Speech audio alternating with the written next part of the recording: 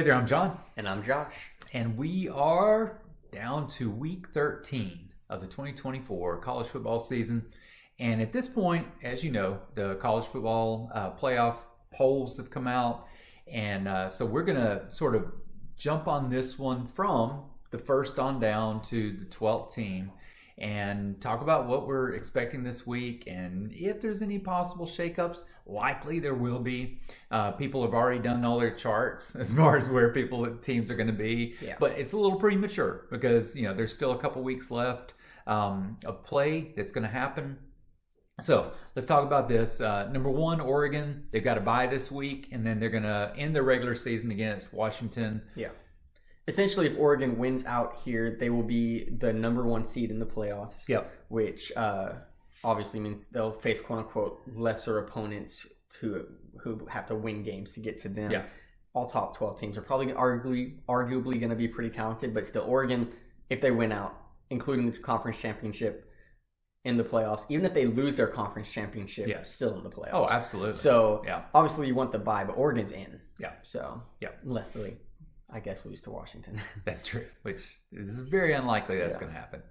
Number 5, Indiana. They're going to be at number 2, Ohio State. Probably game day this week. I don't know. Yeah.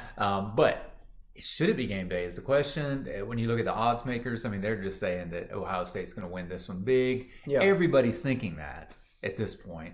Only real opponent Indiana has faced so far this season will be Ohio State. Yeah. Right? Yeah. But Indiana's done what they've needed to do against everyone they played. And by that, I mean they've blown them out. Yes. Their coach said, look me up. I win games, right? Yeah. And that's what he's done so far. The turnaround, no matter what this outcome of this game is, has been phenomenal for Indiana. Yeah. I mean, number 5 in the country is no joke. Nope. Do they have a chance? You don't think so? Ooh, I really don't. I mean, Indiana has not beaten Ohio State since 1988.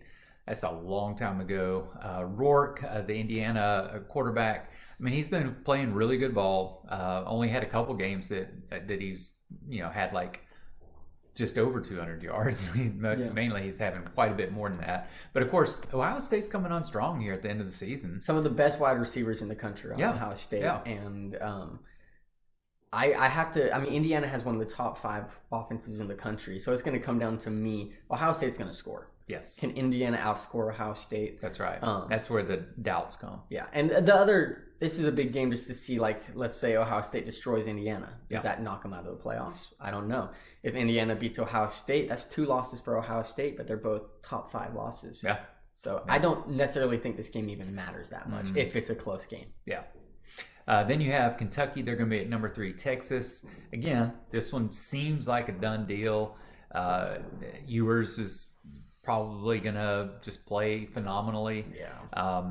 And Kentucky, yeah, I mean they've had some good games this season, but for the most part they're not playing great. I could see Arch Manning being in by the 4th quarter of this game. Yeah, well, possibly. Yeah. Yes. Then you have number 4, Penn State. They're going to go against a 6-4 Minnesota. Penn State also hasn't played anybody. Yeah. Yeah.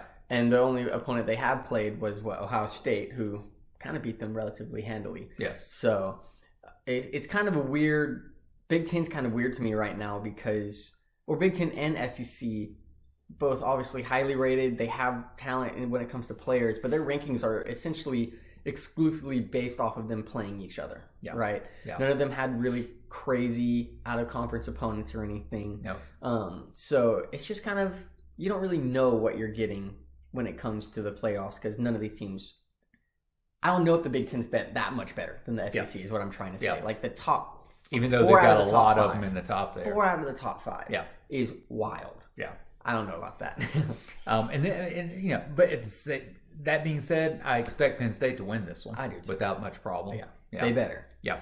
The next one, we've been talking about this. We talked about this last week. Yeah. Number 24, Army's going to be at number 6, Notre Dame. The last time Army beat Notre Dame was in 1958. Now, the only thing Army has going for them is they've got a pretty stingy defense. Yeah. They have not allowed much in the way of it. But then you've got Notre Dame with Riley Leonard that just puts on a show offensively. and they just seem to get stronger and stronger this season. I mean, you can't do much worse than how they started. But I'm just, again, Army, Navy. We saw what happened when Notre Dame faced them. Their strength of schedule just so bad. And Army's the same. And I just anticipate Notre Dame exposing that in this game and winning very handily against Army. That's what I expect. Do I think Notre Dame's the number 6 team in the country? Absolutely not. To be clear, if you can lose to NIU, you should not be a top 10 team in this country. Yeah. But I agree with that too. I do think they handle Army. Yeah. Then you have number 7, Alabama. They're going to be in Norman, Oklahoma. And again, on paper, Alabama should be able to win this one. Alabama's biggest concern is Alabama. You know, are they going to come out and have a lot of penalties? You know, both of their losses this season to Tennessee, to Vanderbilt on the road, and you know they have beat themselves up in these games. Are they going to do this again? Probably not. It is the first time we're seeing Alabama and Oklahoma as SEC opponents. That right? is true. Yes. But I anticipate Alabama probably handling this very well. Just run Milrow, just run Milrow. Wake Forest is going to be at number 8, Miami. Speaking of number 8, Miami, probably not too happy at this point. You know, Alabama jumped them in the polls because Miami had a bye week last week, and yet Alabama jumped up even after creaming Mercer.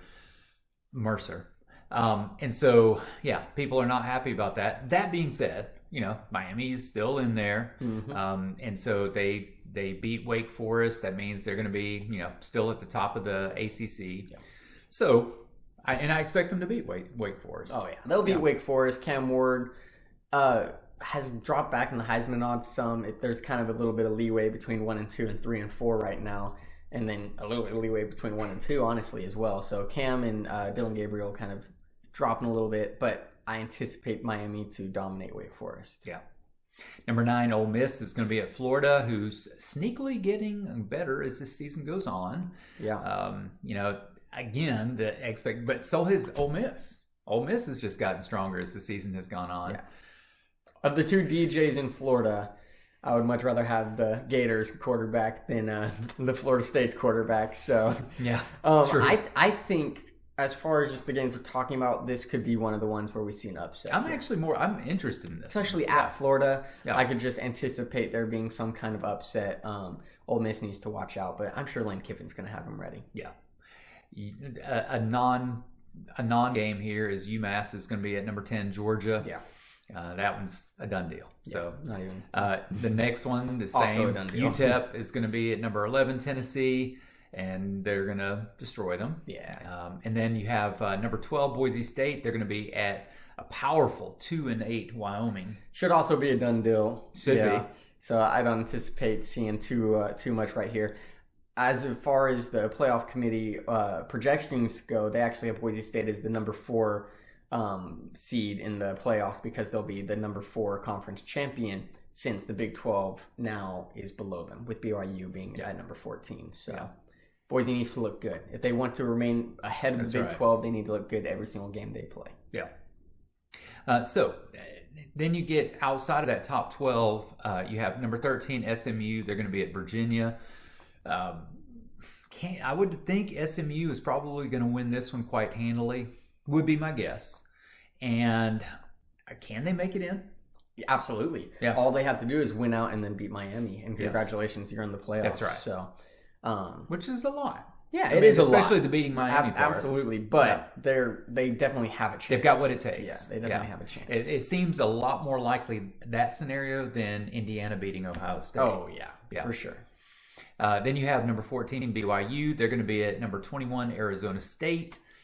This is very losable game for BYU. You could see them lose back-to-back here after going on undefeated for the majority of the season. That'd be a rough one. Arizona State has done nothing but look better. Yes. As we've been playing football here. Yeah. Plus, they still have a chance to make the playoffs, right? I could be mistaken, but I believe if they were to beat BYU, it would be them versus Colorado. Although the Big 12 does have a lot of 2-loss teams, so I'd have to do a little more research on that one. BYU beats Arizona State, though, one step closer to being the conference championship game. Yeah. All you got to do is win your conference championship game. Yeah. Then number 15, Texas A&M. They're going to be at Auburn. Yeah. Auburn's been playing a little bit better as this season's gone on. But not against A&M. That being said, it'd be Yeah. rough, even a home game. Yeah, I don't anticipate Auburn being able to knock out Texas A&M here. Yeah. It would be very SEC-like for A&M to lose another game against Auburn. Yeah. But it's unlikely. Yeah, it is unlikely. Then you have number 16, Colorado. They're going to be at Kansas. And, we mentioned that Kansas has, pulled off 2 upsets in a row here at the end of the season. Yeah. Could they pull one against Colorado? They're a good team, right? Kansas is a good Yeah. team. Colorado's a better team. Yes. I'm sure Coach Prime is going to have his son and Travis Hunter ready to roll here. Yeah. I think you need to. I don't know. I think it almost hurts Kansas' odds since they've beaten Iowa State and beaten BYU in the last 2 weeks. There's no underlooking them at this point, right? Yeah. You've knocked off top 25 opponents. Colorado's going to be ready. Yeah. So I think it's more of an upset than some of the other games we've talked about, but I still anticipate Colorado winning. All right.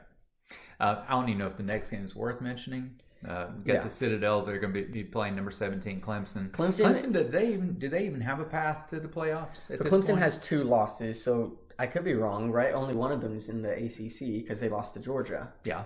So technically, that's interesting. Yeah. I wonder where the rankings. I'm assuming SMU's above them because they only have 1 loss. Yes. As well. No, Clemson lost.